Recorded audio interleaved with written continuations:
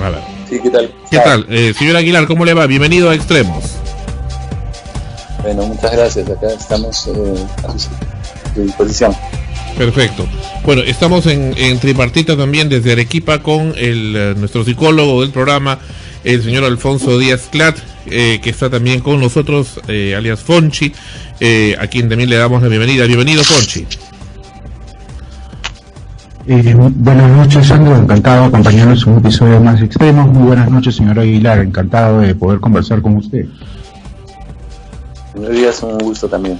Bueno, señor Aguilar, entendemos que la preocupación de la ONG CHS Alternativo es un poco orientar a la población para tener conciencia sobre esta gran problemática que es la trata de personas, específicamente de menores, y que hace poco tiempo hizo un convenio con la Municipalidad Distrital de Miraflores, acá en Lima, al respecto. Por favor, ¿podría ilustrarnos al respecto, señor Aguilar? Sí, CHS Alternativo es una organización que viene trabajando hace más o menos 15 años en materia de trata de personas y lucha contra la explotación sexual de niños, niñas y adolescentes, entre otras materias. Tenemos varias líneas de intervención. Una de ellas es obviamente la incidencia pública, que busca generar algún nivel de sensibilización a la población respecto a las situaciones de riesgo que generan ambas problemáticas, y también, por supuesto, respecto a lo que es la labor que el Estado hace o debería hacer frente a la materia, ¿no? Nosotros hace algún tiempo efectivamente firmamos un convenio de cooperación con la Municipalidad de Miraflores, en el marco del cual hemos realizado un conjunto de acciones, incluyendo la capacitación a más de 570 serenos de los 800 que más o menos tiene la municipalidad, y venimos trabajando poco a poco en algunas acciones adicionales. Una de ellas también muy importante fue la implementación de la campaña Cárcel, que se inició en Iquitos y se continuó en Miraflores. Esta es una campaña que busca luchar justamente contra la explotación sexual de niños, niñas y adolescentes, y que implicaba intervenir en aquellos puntos donde la información podía ser más sensible, especialmente porque esta práctica también involucra a turistas, ¿no? Y en ese sentido, pues siendo Miraflores un distrito altamente turístico, era muy importante involucrarlo. Y la verdad es que, y esto no es gratuito, hemos tenido mucha sensibilidad respecto a la municipalidad, o por lo menos de sus autoridades principales, y estamos muy a gusto de poder seguir trabajando con ellos, ¿no? Excelente, qué bueno. Ahora, justo hablábamos con Alfonso, con Fonchi, la semana pasada, y acá en el staff, en el equipo, sobre este incidente que Ana Rosa, de quien les habla, tuvimos ocasión de presenciar hace ya 2 semanas, ¿no? Ana Rosa, casi 2 semanas, el martes antepasado, en Miraflores, donde, bueno, para conocimiento también del público, que capaz no escuchó el programa pasado, donde tuvimos ocasión de ver directamente, lo cual ya, digamos, en forma más cercana, ya habíamos visto antes, pero ven cerca de 4 o 5 mujeres adultas que estaban con un grupo de 8 a 10 menores de edad, inclusive niños muy pequeños, a los que estaban con agresividad, digamos, inculcándoles a que vayan a pedir dinero y cosas a la gente. Y bueno, nosotros nos acercamos a 2 miembros de fiscalización y alguno de serenajo que estaban frente a esos hechos, a eso de las 11 de la noche del martes antepasado, y bueno, nos respondieron cosas muy sorprendentes, como las que compartimos con el público, como el tema de que le pedían medicamentos a los turistas que estaban allí, ellos les compraban en alguna farmacia cercana y luego regresaban para revender a mitad de precio el medicamento, o que estos niños eran prostituidos por esas señoras que se hacían pasar como si fueran sus padres o madres, y situaciones de ese tipo. En general, el mismo hecho que ya estén allí e induciéndoles para que estén pidiendo a la gente cerca de la medianoche, en realidad ya está mal. Frente a esta situación en detalle que hemos relatado, Y también lo más preocupante es cómo la Municipalidad de Miraflores reaccionó con nosotros cuando les notificamos sobre el particular. ¿Cuál es el comentario que ustedes se merecen? Hemos tenido, gracias a ustedes, un pequeño resumen de lo que llegaron a observar. Lo primero que podríamos decir es que esta problemática efectivamente existe, no necesariamente no únicamente en Miraflores, sino en distintos lugares donde hay una alta afluencia, especialmente de personas, especialmente de turistas, sean internos o internacionales, ¿no?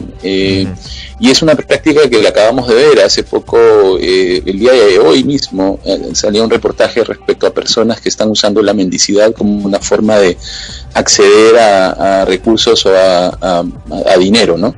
Es una problemática difícil de enfrentar porque en muchos casos tener una actitud represiva o frente a las personas que pueden ejercerlos podría generar también terminar sancionando o digamos limitando los derechos de aquellas personas que efectivamente se encuentran en situación de mendicidad y que sí necesitan verdaderamente el apoyo y la solidaridad de otras personas. Por cierto que la mendicidad en el Perú no está penado, no está sancionado ni está prohibido, lo que sí obviamente como cualquier actividad que involucra el engaño hacia una persona, aquella que no es real pues debe ser considerada como una estafa, ¿no? Correcto, pero el involucrar a menores de edad allí, como pudimos constatar... A eso quería llegar.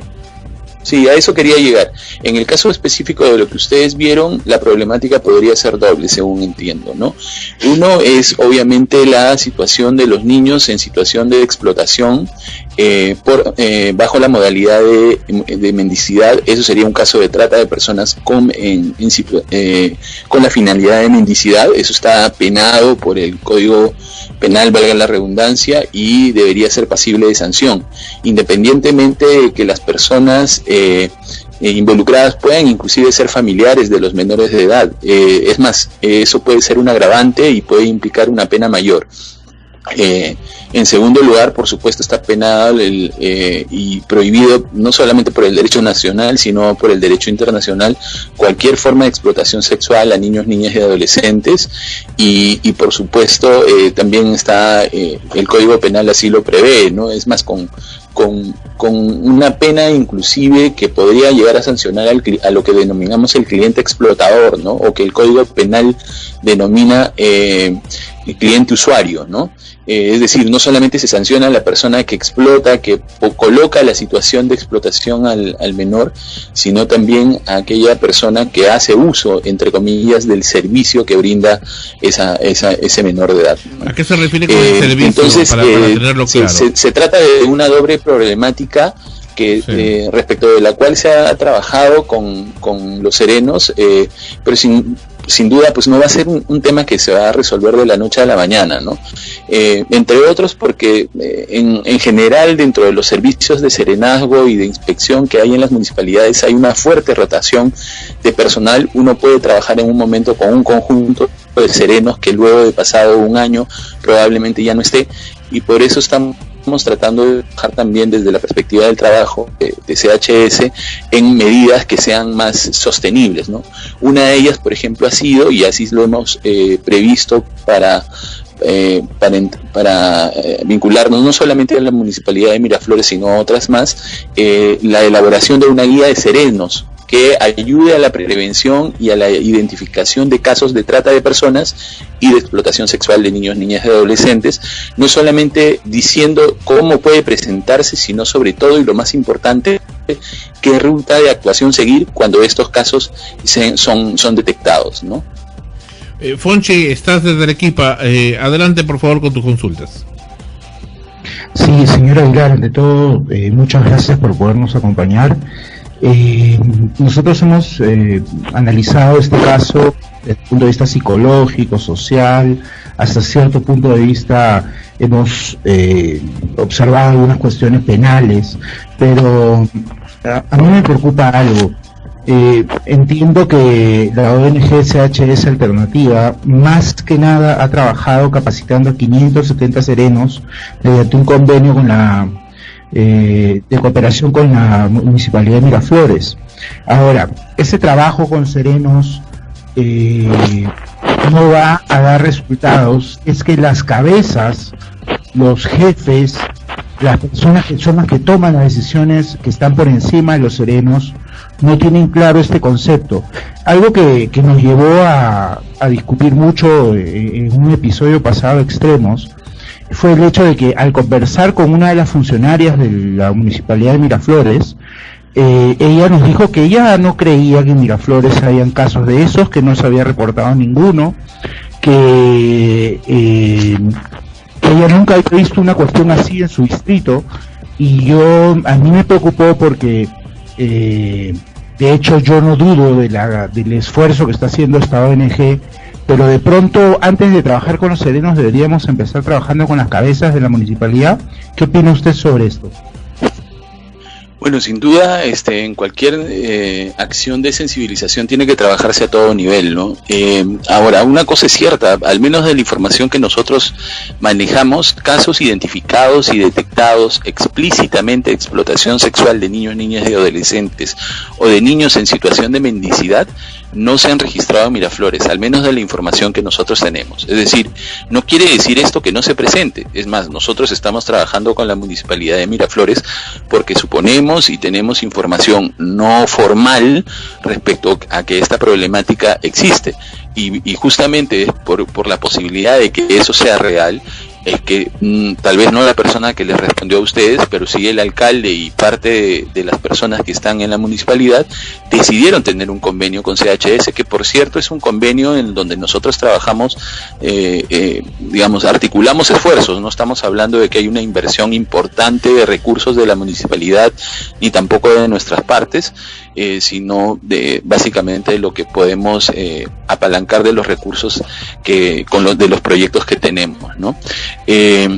Ahora, sin duda es difícil para un distrito como Miraflores, como lo sería para San Isidro, Magdalena, etcétera, poder aceptar que esta problemática se da. Eso es cierto, o sea, no lo vamos a negar, especialmente porque puede eso tener un efecto rebote que complejice o que merme la imagen de distritos modelos que tienen, ¿no? Tomemos en cuenta que Miraflores es uno de los pocos distritos que tiene servicios integrados de serenazgo con otros distritos, ¿no?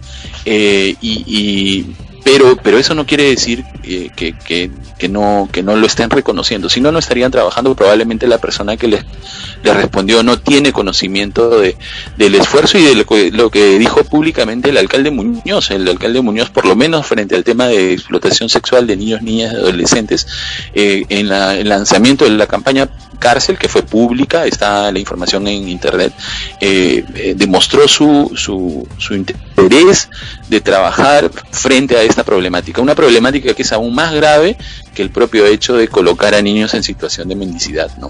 Ahora, la información que dice que obviamente uno no puede, digamos, es súper difícil detectar y por lo menos es mi particular punto de vista, los casos de explotación laboral o de explotación de niños, niñas y adolescentes en situación de mendicidad por parte de los serenazgos, y actuar más difícil aún por las competencias limitadas que tienen, ¿no? Más bien lo que debería hacer uno, y acá creo que hay que pasar a la parte propositiva del hecho, lo que debería hacer uno es dirigirse directamente a las instancias que sí tienen competencia y obligación al respecto. Hay una ruta dentro de la Policía Nacional y el Ministerio Público, y hay otra ruta dentro de la del Ministerio de la Mujer y Poblaciones Vulnerables, que justamente buscan atender esta problemática de la situación de trata de personas con fines de mendicidad, especialmente de niños, niñas y adolescentes. Entonces, ahí hay una respuesta que dar. Por eso decíamos que nosotros hemos buscado articular o señalar a los serenos con los que hemos podido trabajar en esta primera experiencia. Todavía nos falta mucho por hacer, con estas rutas que ya existen, que son limitadas, por cierto, que no han resuelto todavía el problema, pero es por el momento lo que tenemos. Nosotros somos muy críticos de estas rutas, pero ya hay instituciones públicas que tienen competencias específicas sobre la materia, y qué más, y por supuesto también en materia de explotación sexual de niños, niñas y adolescentes, ¿no?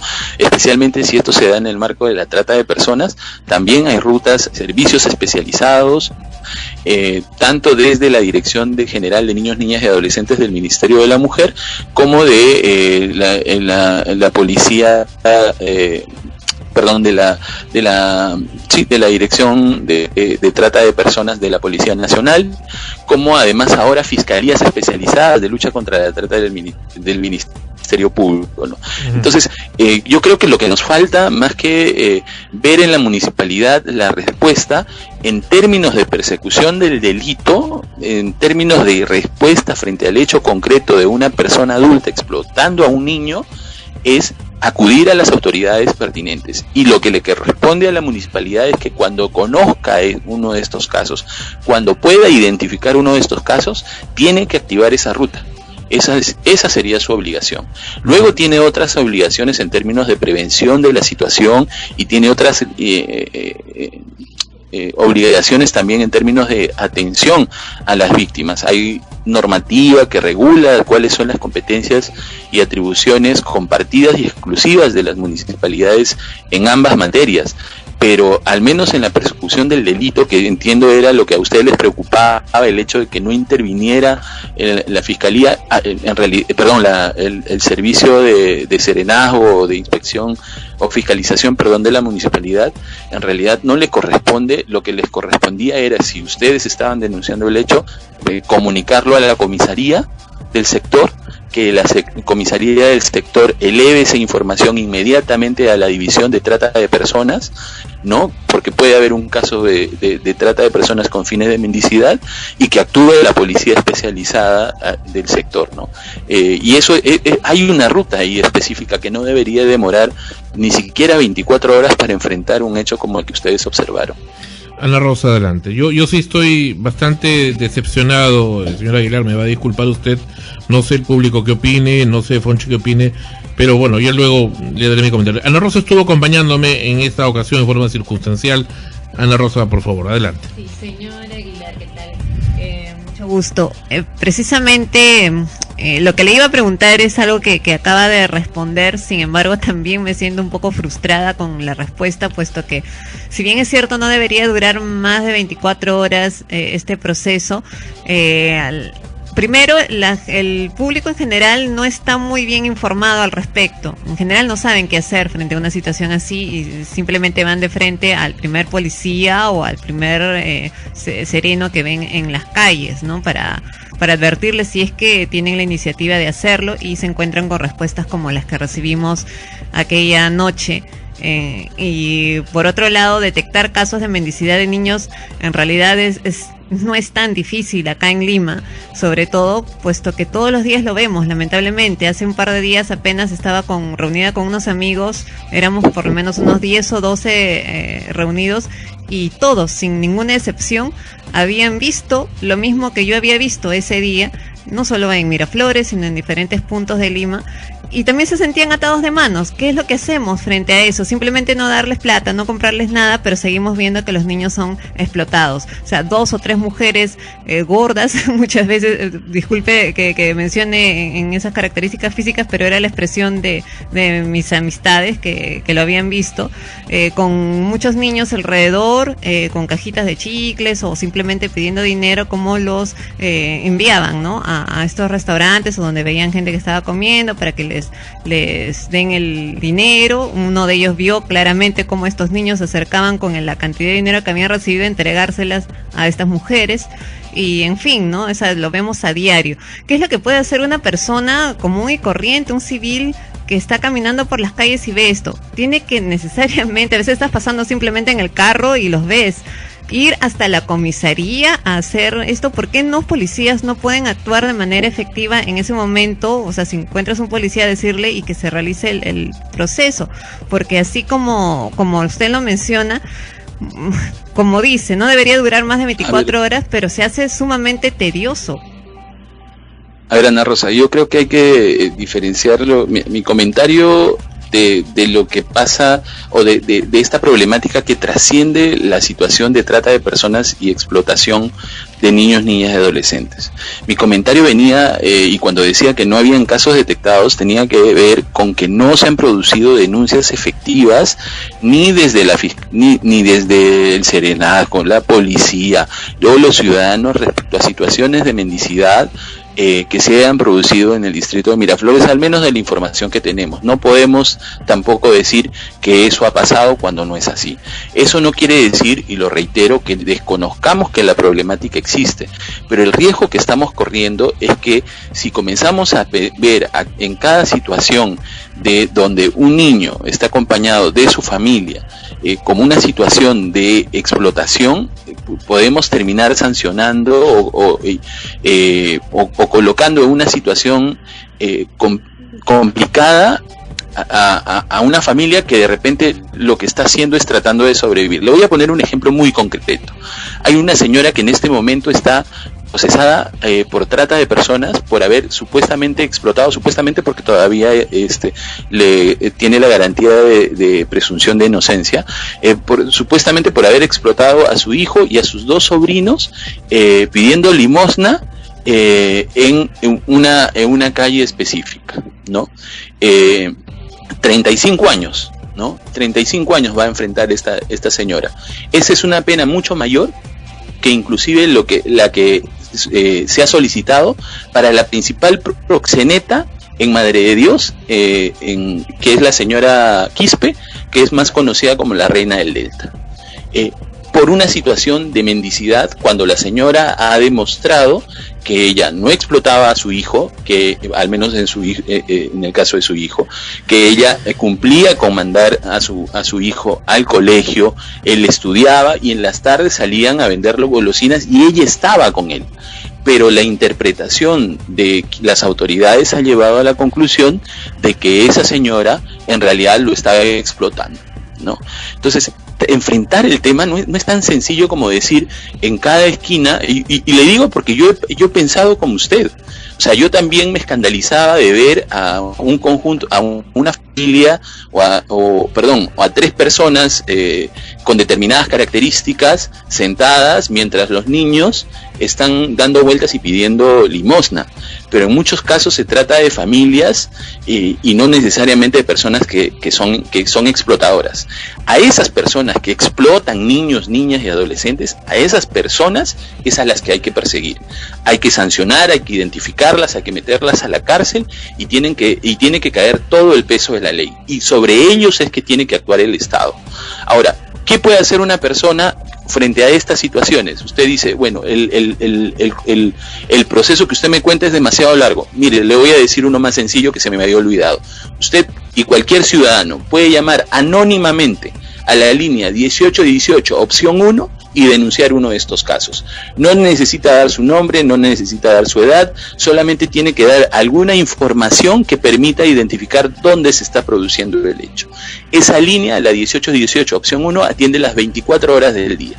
Entonces, en cualquier momento, usted o inclusive los serenos pueden llamar a esa línea y ellos se encargarán de derivar el caso a la policía especializada de trata de personas o a la división que se tenga que encargar del hecho. ¿Y en esa línea contesta una grabadora o contesta un operador? ¿Contesta una grabadora o contesta un operador? Bueno, podríamos hacer la prueba. Yo hice la prueba, sí, justamente un colega de Radio Nacional nos habló de esta línea y tuvimos la ocasión de llamar ya hace cuestión de 6 a 8 meses y bueno, y al final no contestaba o contestaba una grabadora. No sé. Efectivamente, nosotros hicimos la misma prueba y también tuvimos la misma información. La última información que ha dado el Ministerio Público, y lo pueden corroborar ustedes, no lo corroboraremos nosotros, de hecho no lo hemos hecho, tiene mucha razón, será entrar volver a llamar, porque hay una última directiva que fue creo que de mayo del 2016, que ha convertido a la línea 1818 en una línea que atiende las 24 horas. Eso es la última información que tenemos. Acá Yasari está llamando al 1818, adelante. Denuncias e información sobre trata de personas con fines de explotación sexual, laboral u otros, marque 1. Para denuncias. Marca 1.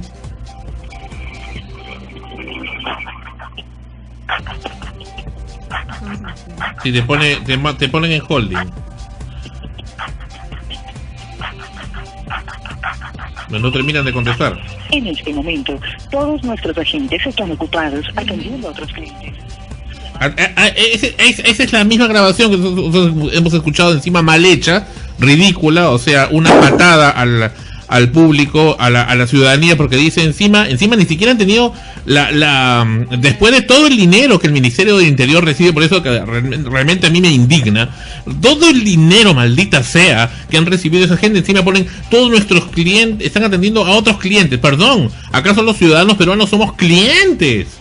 O sea, ni siquiera se han tomado la molestia de modificar el sistema de IBR del call center que tienen. Menos aún se van a tomar la molestia de escuchar el clamor del pueblo que tiene, por favor. Entonces, por eso es que a mí me molesta mucho, y yo lo he tomado como propio esto. Cuando yo tuve ocasión con Ana Rosa de ver esto, pudimos habernos ido a nuestras casas, cerrar los ojos, como hacen muchos periodistas que dicen, bueno, esto no es noticia, simplemente eso ya se dio y punto, y cierro el caso. O pongo simplemente porque el señor alcalde le gusta salir en las portadas como gran héroe, ahí sí lo sacamos y bien, gracias, pero no, en Frecuencia Primera las cosas no son así, y por eso es que hemos actuado. Entonces yo digo, si yo o cualquier ciudadano, cualquier persona ve una situación de trata de personas, como ese es el caso clarísimo que hemos visto, hemos escuchado precisamente a metros, a centímetros de distancia, no es una cosa que nos hayan contado. Encima los mismos miembros de la municipalidad nos dicen, señores, y Ana Rosa lo corroborará, no es una imaginación, estamos atados de manos y tenemos las pruebas acá, evidencias, grabaciones que corroboran ese particular. Entonces, ¿qué es lo que debo hacer? Ir a la comisaría a denunciarlo cuando encuentro a oficiales que sí, o suboficiales que están allí, que no tienen ganas siquiera de recibir una denuncia, y que me dirá, bueno, vaya usted pues al Ministerio Público, vaya acá, vaya allá. No todas las personas tienen el tiempo o la dedicación o las ganas de hacer las cosas. Entonces, al final, ¿eso qué lleva? Simplemente a que se deje ahí. Bueno, pues sí, pues pasa eso, ya cierro los ojos y ya. O sea, ojos que no ven, corazón que no siente. Entonces, yo creo que Save the Children, por ejemplo, que es una de las organizaciones con las que ustedes trabajan, precisamente le preocupa que estas cosas ocurran en el mundo, y por eso es que invierten mucho dinero en organizaciones para que en diferentes partes en Latinoamérica también, para que estas cosas se detengan de una buena vez. Y creo que los ciudadanos tenemos realmente que hacer algo. Entonces, si la policía no puede hacer nada, alguien tiene que hacerlo. Y si el gobierno local, como hemos visto, la monstruosa respuesta de parte de Yanixa Honor, jefa de comunicaciones de la Municipalidad de Miraflores y además compañera mía de la universidad, ha tenido a bien responder de esa manera en nombre del señor alcalde, en nombre del gobierno local de Miraflores, donde estaba ocurriendo esos hechos. Entonces, tenemos que actuar de otra manera. Ahí están precisamente organizaciones como las suyas, y por eso hemos acudido a ustedes, para caramba decir, en nombre de los niños que están ahí, que están siendo explotados. Usted me dice, ¿podría ser una familia? Sí, pues podría ser, pero podría no ser, lo que es lo más probable. Y si realmente nosotros tenemos la razón y no estamos equivocados, entonces se está cometiendo allí un crimen, permitiendo que eso continúe mientras estamos discutiendo acá nosotros en la radio. En esos momentos podría estar ocurriendo ahí. En esos momentos uno de esos niños podría estar yéndose a un hostal con cualquiera de esos gente que están ahí, ya sea turistas o nacionales, por unos cuantos centavos, producto de estas señoras que están allí. A ver, y mientras nadie hace nada. Entonces, a eso es a lo que vamos. No. Pero yo creo que yo entiendo su indignación, porque es una indignación que a mí también me acompaña. Yo he tenido personalmente la oportunidad de estar en La Pampa, en Madre de Dios, una realidad mucho más compleja de la que vemos acá diariamente, y créeme que comparto la indignación. También he tenido la oportunidad de ver personalmente, pero también de conversar con todo el equipo de CHS, que diariamente tiene que lidiar con las dificultades que tiene el Estado para enfrentar la lucha contra la trata de personas. Y en ese proceso también es cierto que uno se sensibiliza respecto a qué significa ser operador en el Estado y luchar contra esta problemática, cuando no tienes competencias para hacerlo, te faltan capacidades, no tienes recursos, tienes que a veces invertir de tu propio dinero para poder resolver algunos problemas prácticos, ¿no? Y a veces tienes que inclusive ser creativo, por decirlo de alguna manera, para poder dar una respuesta frente a esta problemática, ¿no? Ahora, eso no quiere decir que la indignación se vaya, pero creo que pasado el momento de la indignación, y eso se los digo con todo, de verdad, se los digo ya a nivel personal, tenemos que pasar a una fase propositiva, y eso es lo que me preocupa, porque si nos quedamos en la indignación también nos quedamos varados en la respuesta de la señora que fue lamentable, seguramente. Ella tendrá que dar, digamos, yo no soy quien para responder por ella, por qué dijo o por qué dio esa información o esa respuesta.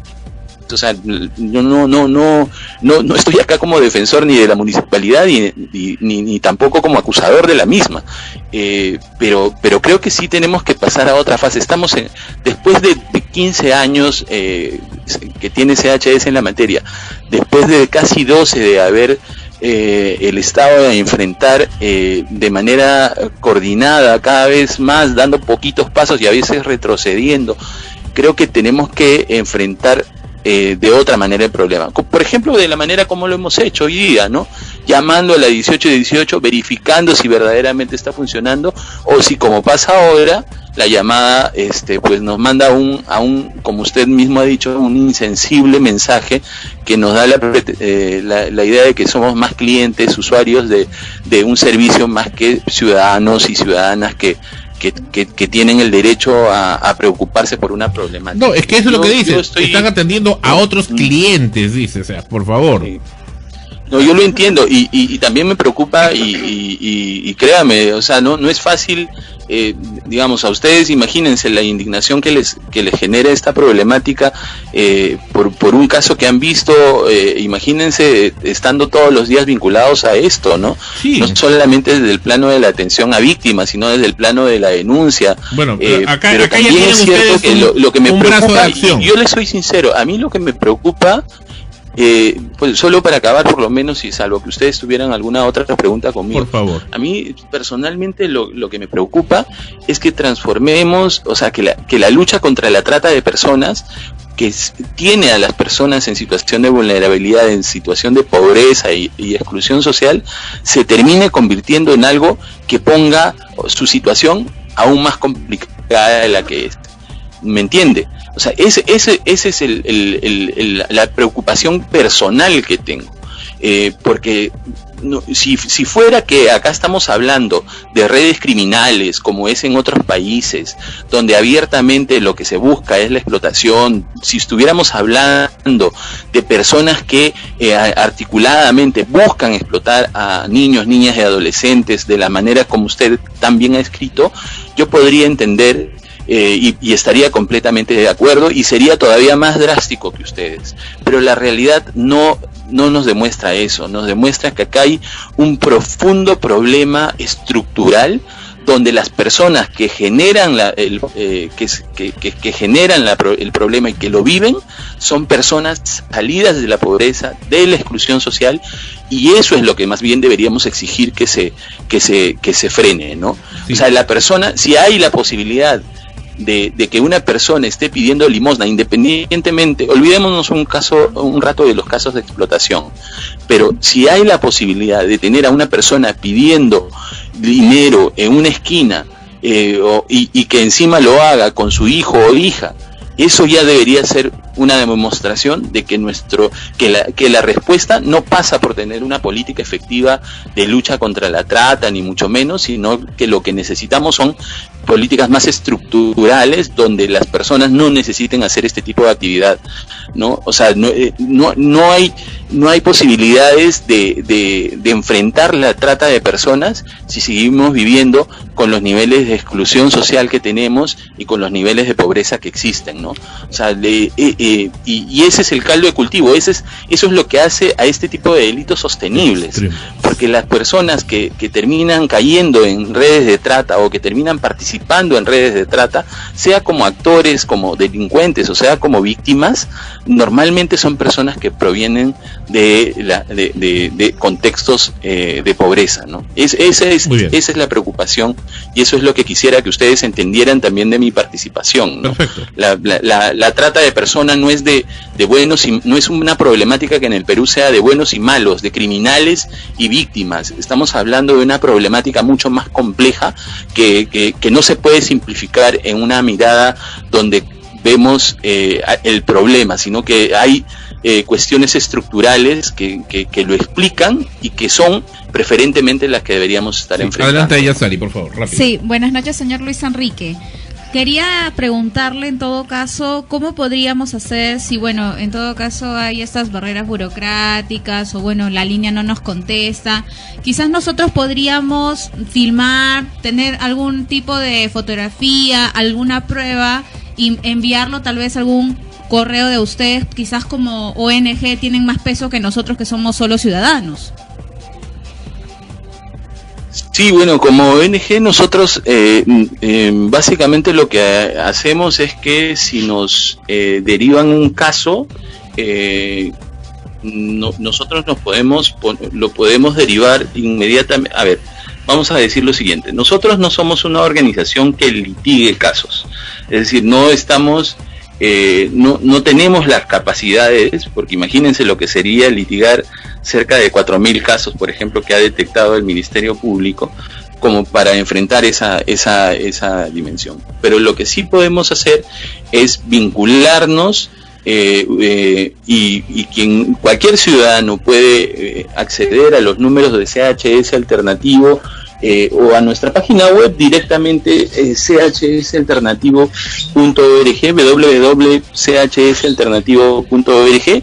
Ahí va a poder encontrar toda la información de nosotros y un correo electrónico al que va a poder enviarnos la información que considere pertinente. Por supuesto, si alguien es víctima de trata de personas, de explotación sexual de niños, niñas o adolescentes, o si conoce a un familiar desaparecido que podría estar sufriendo de esta situación, pueden ponerse en contacto también a esos números y nosotros con gusto podremos ayudarles, ¿no? Con asesoría legal, también contención psicosocial y derivándolos a las instancias especializadas del Estado, ¿no?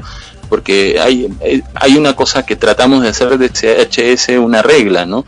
El principal responsable frente a la trata de personas es el Estado. Frente a la explotación sexual de niños, niñas y adolescentes es el Estado. Y lo primero que tratamos de hacer es que el Estado cumpla con sus competencias, cumpla con sus atribuciones. Luego, si eso no funciona, o si eso funciona, pero hay algunas limitantes que impiden que el Estado actúe, nosotros entramos a apoyar esa acción. Pero siempre tratamos de que el Estado sea la primera respuesta, ¿no? Perfecto. Y por supuesto eso implica hacerle seguimiento a la acción del Estado, no es que simplemente derivamos el caso al Estado y nos olvidamos de ello. Uy, Ana Rosa, rápidamente.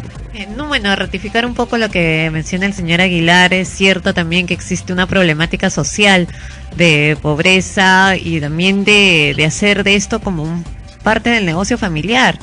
Una de las cosas que, o sea, dos casos, ¿no? En algunos casos los niños o niñas que puedan estar siendo parte de esta trata de menores, en fin, a veces se sienten cómodos incluso en esa situación porque provienen de familias de extrema pobreza o donde han sido violentadas o maltratadas, que hasta prefieren estar en medio de este delito, ¿no? O ser parte o víctimas de este delito porque se sienten con mejor posición ahí.